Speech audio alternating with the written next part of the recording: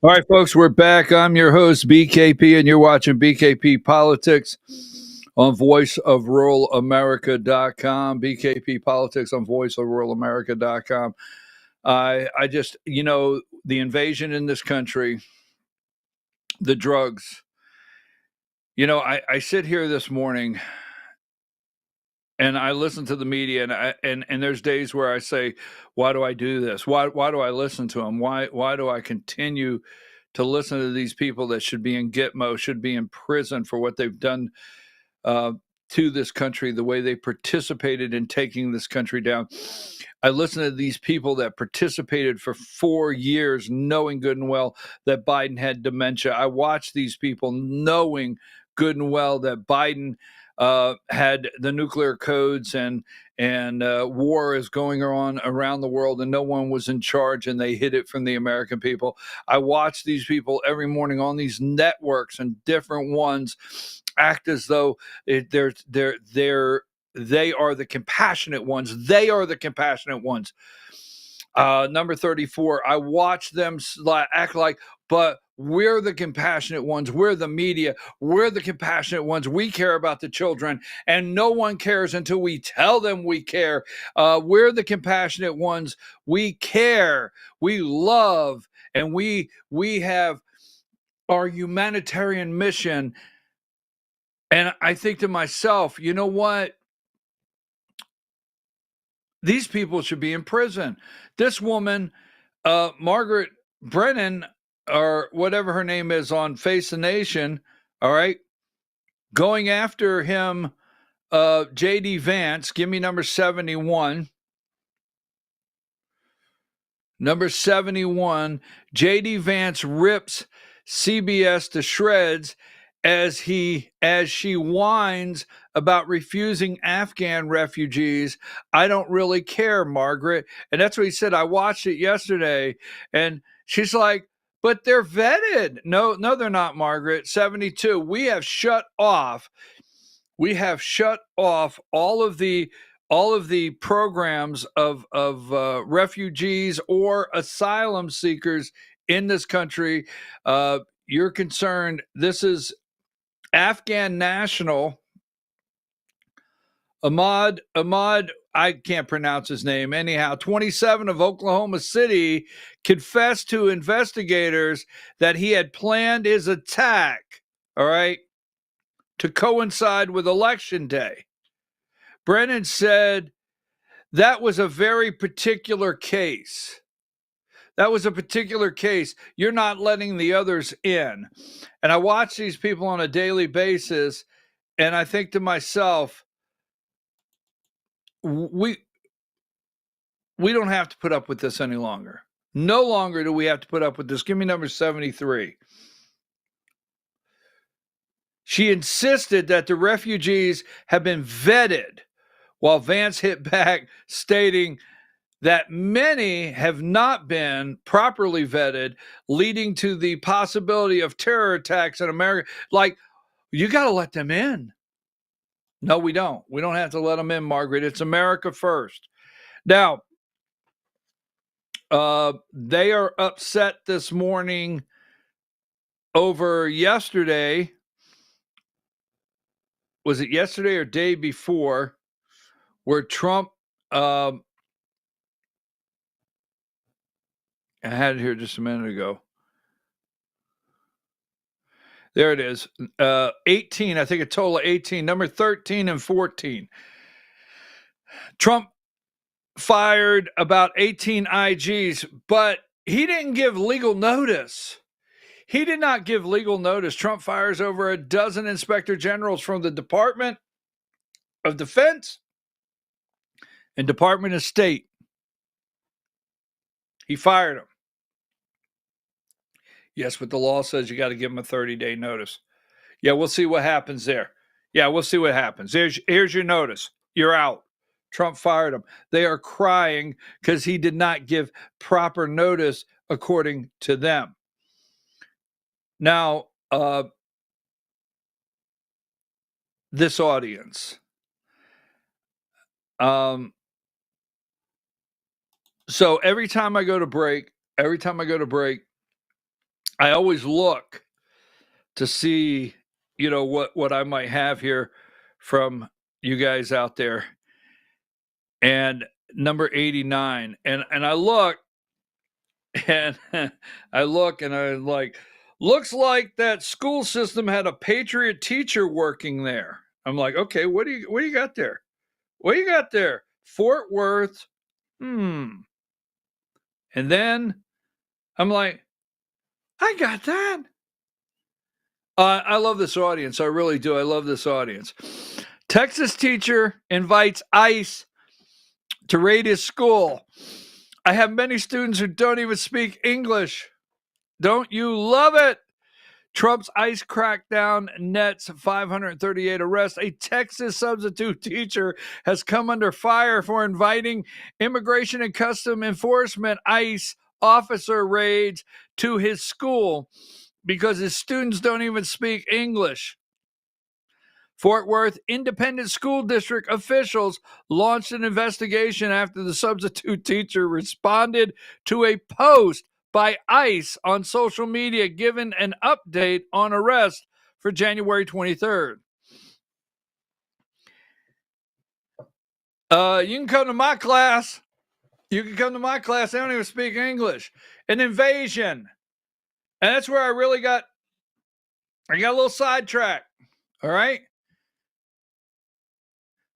For years, we have had migrant workers. We can bring people into this country. I'm okay. You and I might disagree. I'm okay with bringing people in this country. I went to a Christmas party with probably 120. And they're not, you know, El Salvadorans, Hondurans, Mexicans. They're just all hardworking people, good people, man.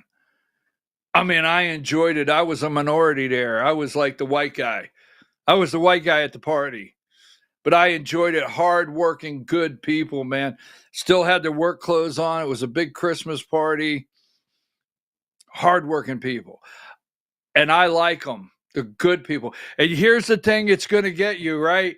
Here's the thing it's going to get you. I have to tell you, I don't know why I'm going here, but I went to this Christmas party, had about 150 Hispanics at this Christmas party, and 7 out of 10 were wearing something with an American flag on it. American flag shirts, American flag hat, something. Yes, and it was, I really enjoyed it. So let me get away from that. Trump went to Vegas. Did you see Trump went to Vegas? Give me video 18. Trump went to Vegas. I gotta throw this in because I gotta change things up just a little bit. Our country was on the verge of some of the very bad things, and bad things were happening. And now there's light not only over America. I've heard it from even our enemies. They call up and they say, "Sir, we hate you. We do hate you, but there's light over the world right now." They hate me. Some of them hate me. If they liked me, you got a problem, right? They like Sleepy Joe. What's not to like? You know, they'd call up. It's funny.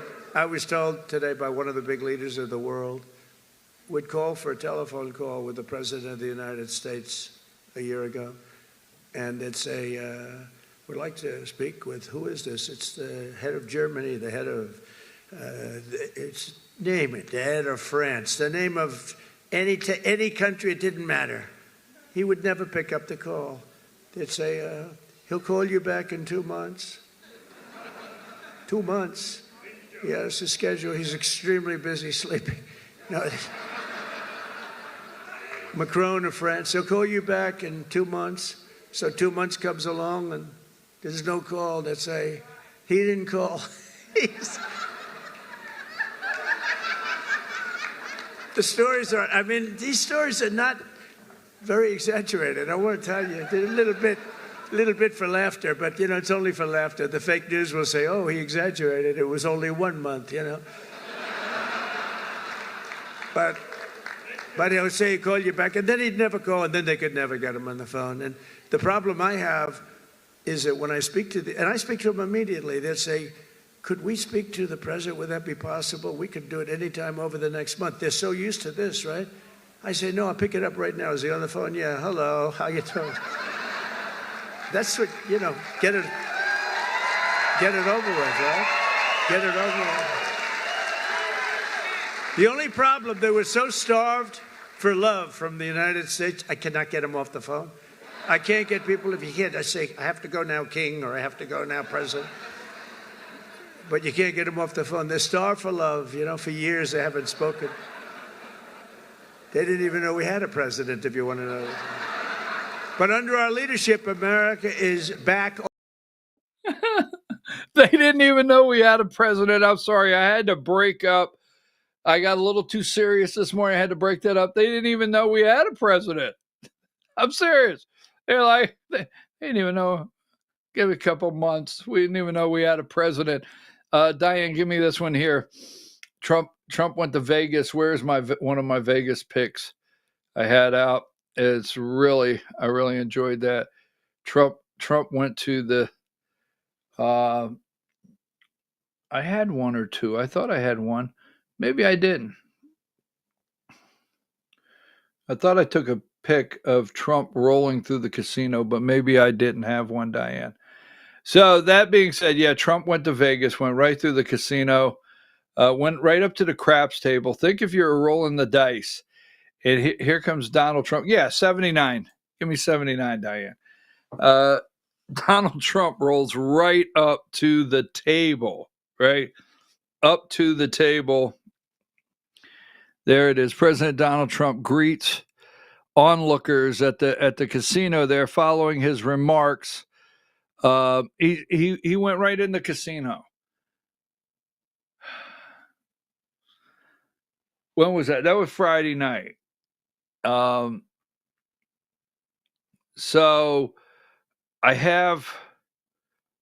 we have to talk about the pro-life president.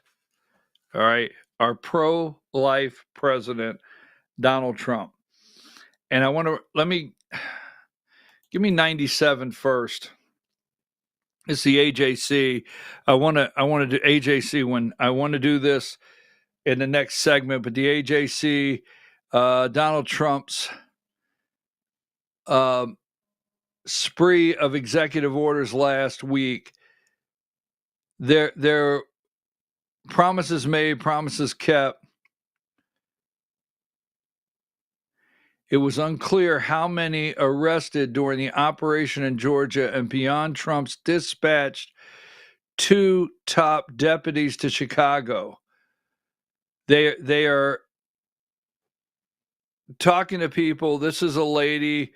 Her husband was removed from the house. He's illegal. Everywhere in America, there's a husband in prison somewhere. Broke the law. So wanted to show you that one. Now, because at 10 o'clock, we're going to have the Georgia Hour.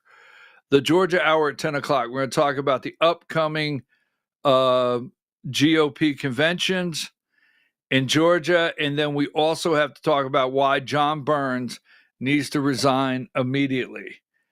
And I'm going to call it a political stunt for what it is. But John Burns must resign immediately. We're going to talk about that at 10 o'clock. You might want to stick around nationally and hear this, because most people in the country are paying attention. So I don't want to let Monday come and go for pro-life. Donald Trump had a big week. They don't want to talk about this. He had a big week, and the March for Life. The March for Life, I'm looking for, I thought I had a clip here of J.D. Vance and the March for Life. Here it is, 94. Give me number 94. So Donald Trump did not attend. He was a little busy. Don't want to say, that, but Trump signs anti-abortion policies after speaking to March of Life. He recorded a statement, but J.D. Vance was actually there, the vice president. J.D. Vance said We want more babies. Give me video 20. So let me say very simply, I want more babies in the United States of America.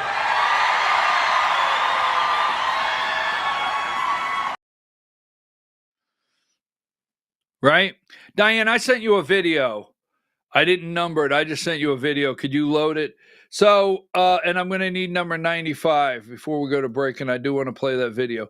So, right here, the March for Life. You think this guy was busy?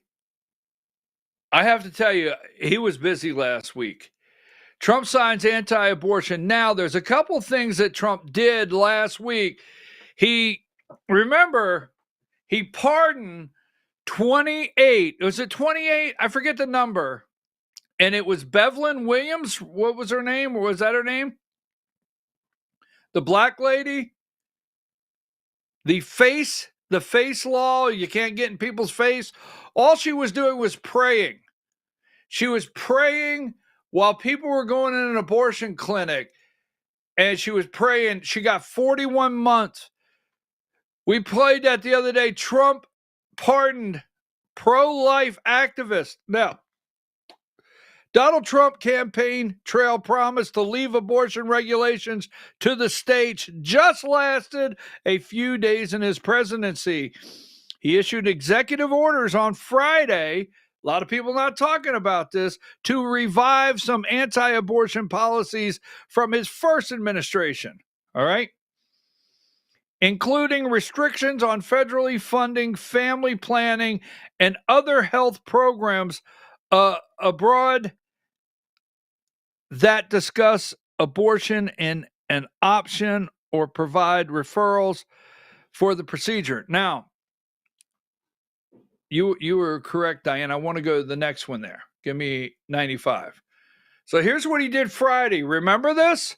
So for some of you young people, and I hope young people do watch the show, or you pass it along to your children, seriously, one of the executive orders repeals a pair of Biden administration orders from the last few years that encourage government agencies to look for ways to protect and expand access to abortion care, including medication abortion. The full range of productive health care services, including birth control and emergency contraception. The order argues that it will ensure enforcement of the Hyde Amendment. Now, what the Hyde Amendment did, and Biden just bypassed it, and they used language to take your tax money and use it on abortion. The Hyde Amendment said, okay, if abortion's legal, you can't use taxpayer money. That's why Planned Parenthood, we always argued about defunding Planned Parenthood. We would fund it. They would say, all right, we're going to take your money and pay the electric bill, and then we'll take the money we raise to do abortions, which means you're really paying for them. So the bottom line is the Hyde Amendment. You cannot use tax dollars. You can't do it. That's number one.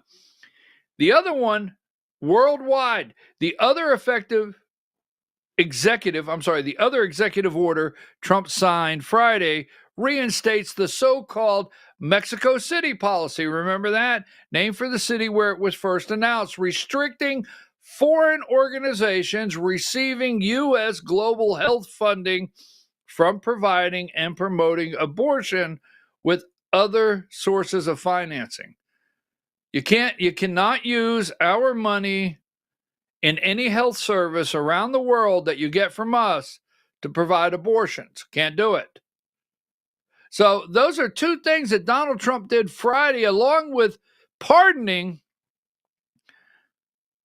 28 people that were convicted in Joe Biden's Department of Justice of crimes against abortion clinics and so on and so forth, right? While J.D. Vance said, we want more babies. So I did not want to lose that in the mix of what happened. Pete Hegseth is on the job. Diane, do you have that video? I'd like to have the first video released of Pete Hegseth, the Department, the Secretary of Defense. Could you play that? And as the Secretary of Defense, it's an honor to salute smartly, as I did as a junior officer and now as the Secretary of Defense, to ensure these orders are complied with rapidly and quickly. Every moment that I'm here, I'm thinking about the guys and gals in Guam, in Germany, in Fort Benning and Fort Bragg, on missile defense sites and aircraft carriers. Our job is lethality and readiness and warfighting. We're going to hold people accountable. I know the chairman agrees with that. The lawful orders of the President of the United States will be executed inside this Defense Department swiftly and without excuse. We will be no better friend to our allies and no stronger adversary to those who want to test us and try us. So, Mr. Chairman, thanks for welcoming me today. I look forward to serving the troops, the warriors of this department. It's the honor of a lifetime, and we're going to get to work. God bless you all. And as the Secretary, I just thought you'd be interested that he showed up sober for Susan Collins, Lisa Murkowski, Mitch McConnell. He did show up. I want you to know he showed up on time, wasn't late, didn't have to take an Uber in where he partied all night. Can you see him getting out of the car like Rodney Dangerfield in Caddyshack, right? Can you see him getting out of the car?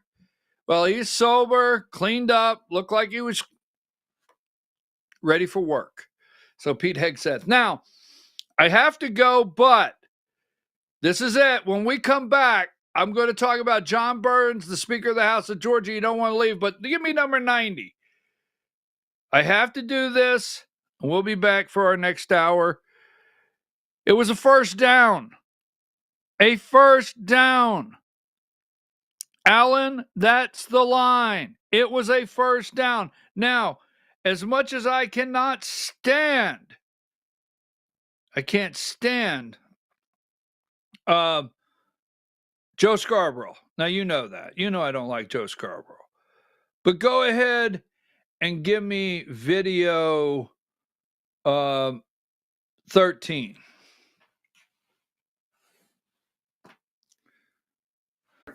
Once again, you had the announcers inside saying, in the booth saying he clearly made it. Yeah, we're seeing it here. The referee at the top of your screen, clear, as you just said, clearly marks it as a there it is, first down. Yeah, first down. And this was on a critical drive. There he is, makes his first down, and the refs. It's almost like they aren't even listening to what people like Don Van Nat and others have been saying about him. This is how the guy at the bottom of the screen here comes the guy at the top of the screen. He's got the mark right, and this is on one of the critical drives. But it is what it is. The refs afterwards, it was kind of moving.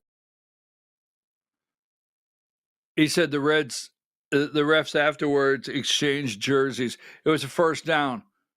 First down late in the game on a fourth and inches. Buffalo goes for it. They get the first down. They take it away. Give the ball back to the Chiefs in I think it was close to like midfield. Give the ball back to the Chiefs in midfield. Chiefs go down and score. The Taylor Swift effect of the Super Bowl. Now, this is the first time. Yesterday, I was pulling for the Washington Redskins, the Billy Kilmer Washington Redskins, the Joe Theismann Washington Redskins, the Gibbs Joshua Webb's Washington Redskins, daggone it, Washington Redskins. I was pulling for the Redskins. And I was also pulling for the Buffalo Bills for the fans. I was pulling for the Buffalo Bills. Now, I will tell you this. I'm not an Eagle fan. No, never, nada. Eagles fan. No. But I am going to pull for the Eagles for a couple reasons. They are in Pennsylvania, so I'll just say, okay, we'll go Eagles. Second, I don't like the Eagles. Second, Jalen Hurts and Barkley. The running back is amazing for the Eagles, and Jalen Hurts is they're good athletes.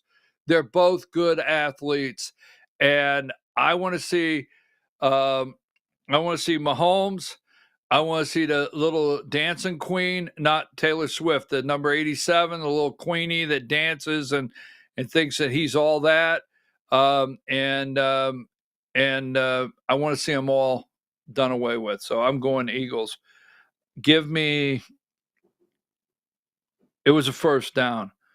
You can't make this up. Nothing you need as a company anymore. Number 88. You couldn't ask for any more than this if you're a company and you're trying to preserve your DEI program, right? Diversity, equity, not equality, equity, and inclusion, right? Number 88. Nothing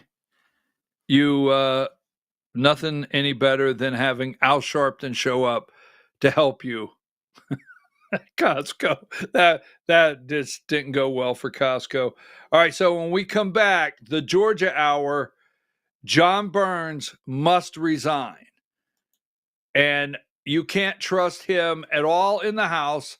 You cannot trust him. I'm going to give you the reasons why, several, with the Georgia Hour when we return. We're also going to talk about the Georgia GOP Inc. and the upcoming convention. Take a break.